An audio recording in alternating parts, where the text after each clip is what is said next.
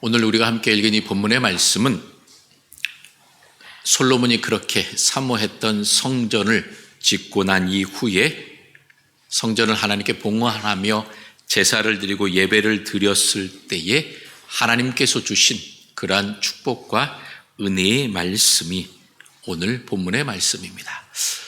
그래서 이 역대하 7장의 말씀은 이 열왕기상 8장 9장에 보게 되면 비슷한 내용이 실려져 있습니다. 그만큼 하나님께서 이 이스라엘 역사 가운데에 함께 하신 것들을 이 성경 곳곳마다 하나님께서 기록하게 하셨던 것입니다. 오늘 역대하 7장 1절에 보면 솔로몬이 기도를 마침에, 즉 성전을 짓고 하나님 앞에 수없이 많은 제물을 드리면서 제사를 드리면서 하나님 앞에 기도를 끝마쳤을 때에 어떤 일이 벌어지냐면 불이 하늘로부터 내려왔다라고 성경은 기록하고 있습니다. 불이 하늘로부터 내려왔다. 즉 제사를 하려면 그 제물을 불태워야 되는데 지금까지는 특별히 하나님께서 이스라엘 백성들의 제사의 규례를 가르치실 때에는 항상 그 불을 태워서 번제로 하나님께 드렸습니다. 그런데 오늘은 그 번제를 드리기 전에 하나님께서 그 불로 응답하셔서 하나님 앞에 드린 모든 제물을 다 불태워 주셨던 것입니다. 이 불이 하늘로부터 내려왔다는 것은 하나님의 응답이 이들에게 있음을 분명히 보여주는 것입니다. 만약에 여러분들도 뭔가를 제사를 드리기 위해서 제물을 잡아서 이걸 불태워야 되는데 갑자기 하늘로부터 불이 내려와서 그 잡아놓은 소나 양이 다 타서 재가 되면 깜짝 놀랄 것입니다. 아마 핸드폰으로 촬영해서 세상에 이런데 제보해서 세상에 어떻게 이런 일이 있을 수 있습니까? 라고 여러분이 제보할지도 모릅니다.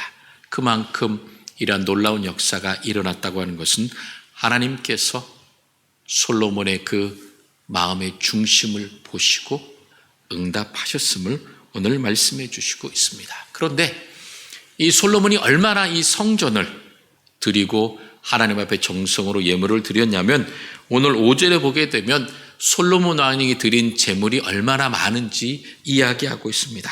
소가 22,000마리요 양이 12만 마리라.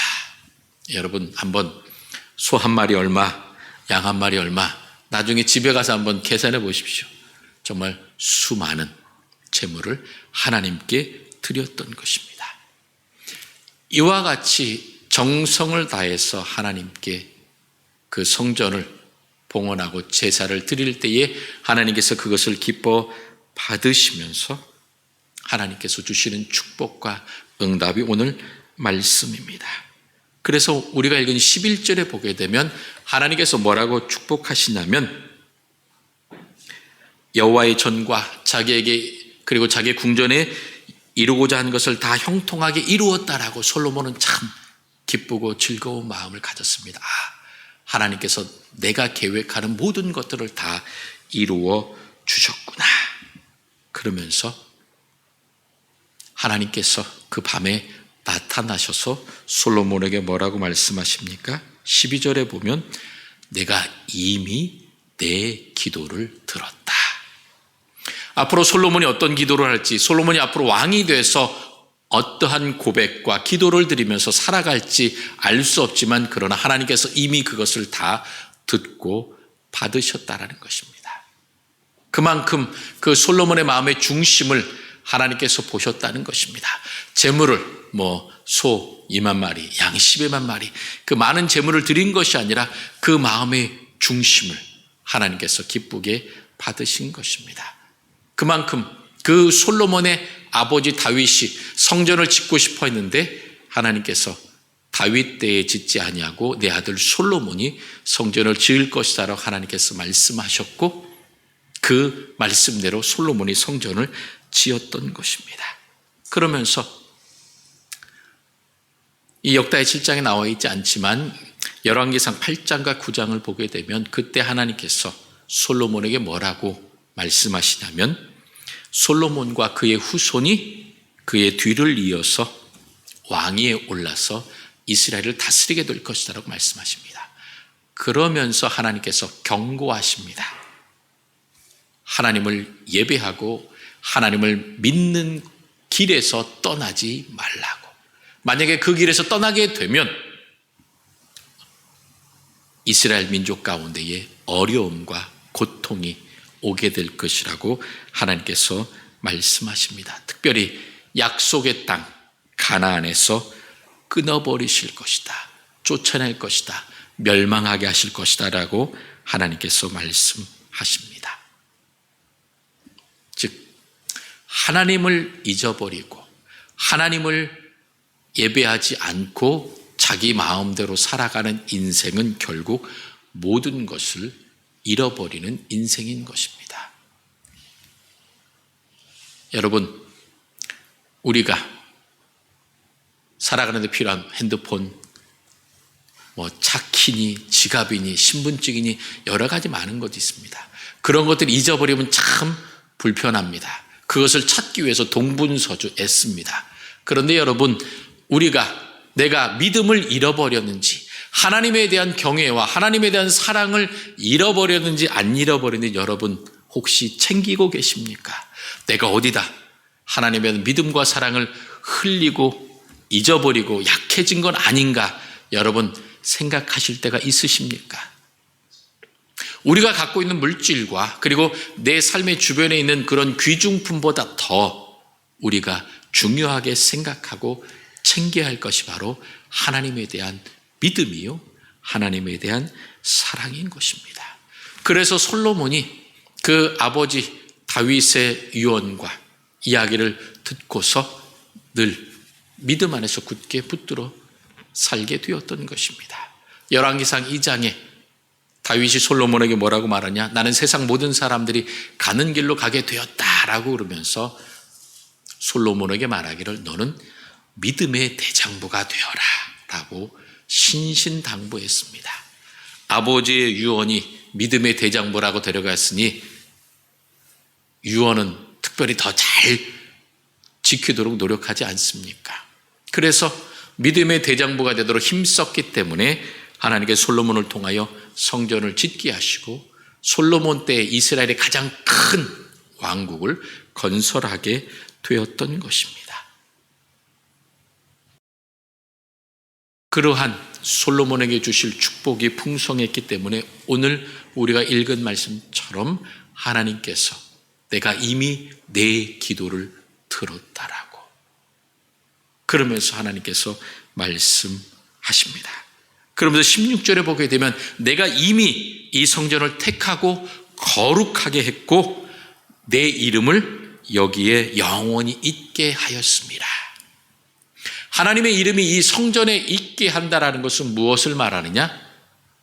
하나님의 이름, 그것은 바로 하나님의 능력을 말하는 것입니다. 하나님의 이름, 우리가 잘 알고 있는 여호와, 그러면서 우리가 창세기에 보게 되면 여호와 이레라고 하는 하나님의 이름을 알고 있습니다.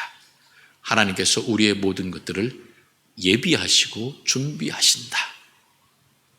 그리고 우리가 잘 아는 하나님의 이름 중에 여호와 샬롬, 하나님은 우리에게 평강을 주신 분이다.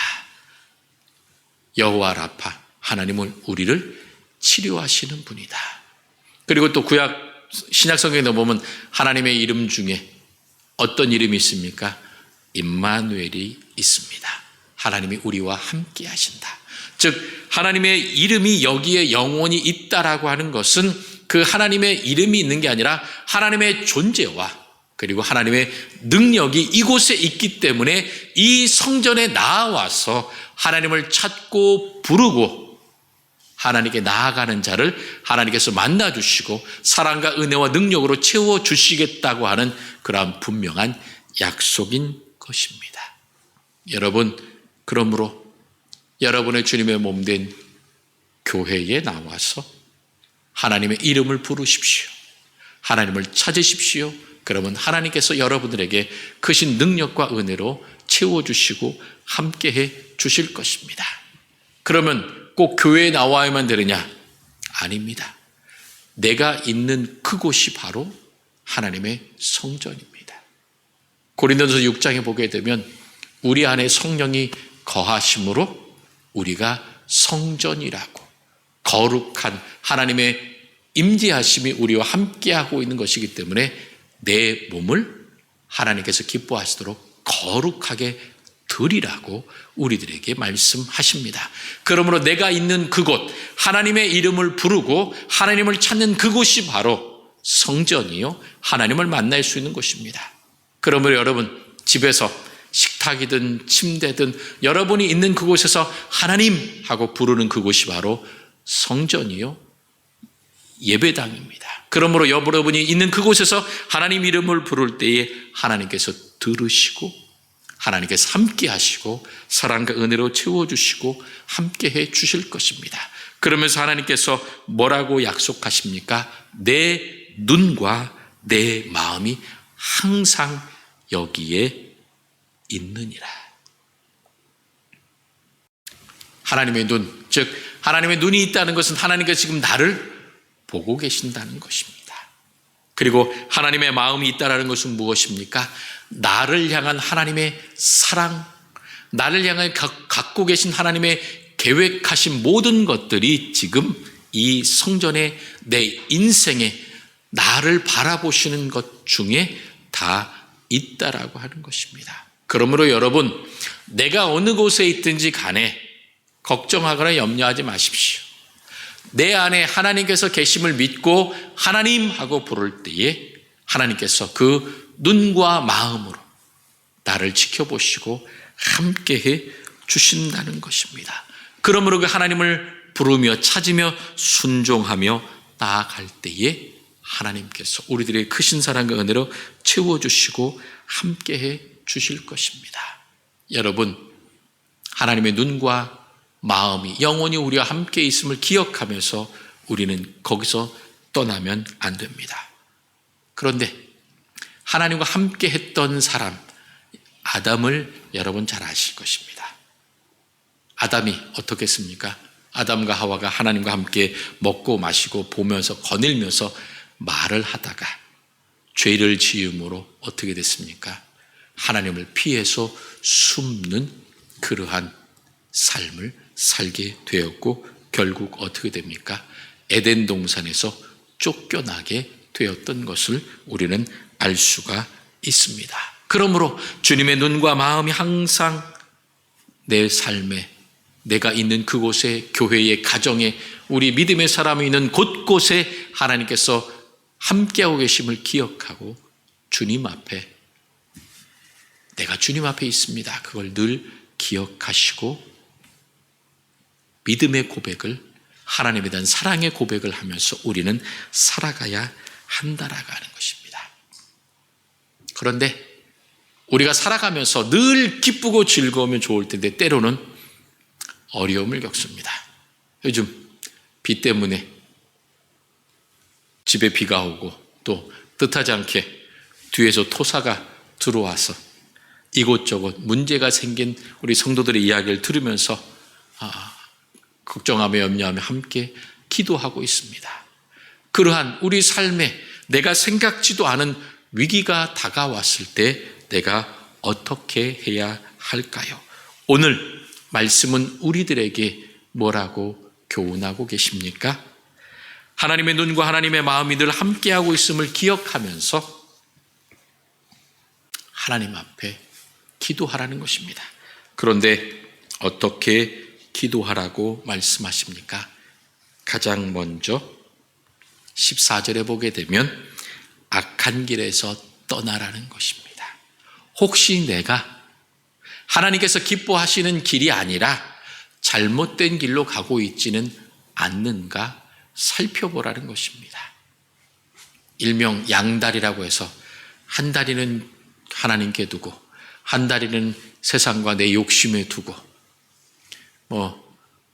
여기저기 하나님께 집중하는 것이 아니라 다른 곳에 두는 그러한 삶을 살고 있다고 한다면 그때에 그 악한 길에서 떠나 그 발걸음을 하나님께로, 교회로, 하나님에 대한 사랑으로 온전히 하나로 이루어야 한다라고 우리들에게 말씀하셨습니다. 여러분, 내 발걸음이 지금 어디로 향하고 있습니까?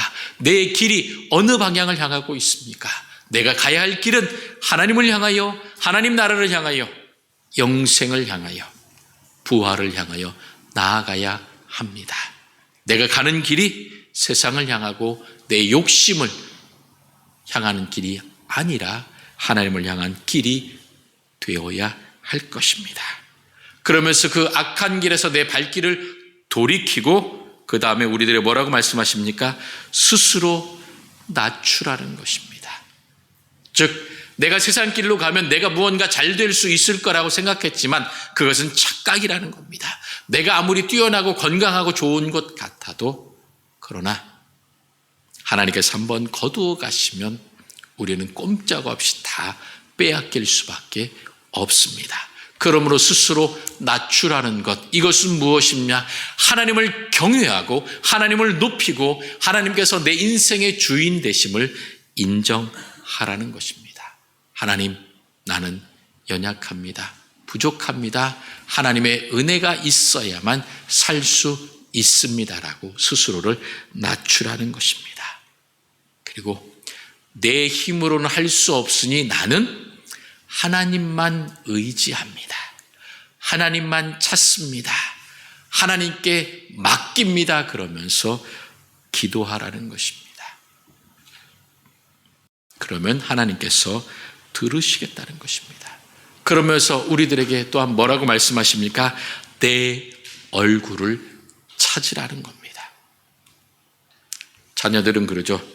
필요한 게 있으면 엄마 아빠를 찾아가서 어떻게 됩니까? 대뜸 손부터 벌립니까? 아니면 그 얼굴을 보면서 생글생글 웃어가면서 엄마, 아빠, 아유 참 감사합니다 이러면서 딱 웃으면서 방긋방긋 웃으면서 이야기하면 부모님들은 어떻게 됩니까? 감이 딱 옵니다. 그래, 네가 뭔가 바라는 게 있어서 이러는구나.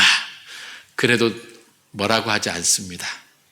방긋방긋 웃으면서 엄마, 내가 이걸 해야 되는데, 뭘 해야 되는데, 그러면 참 좋겠습니다. 그러면 어떻습니까?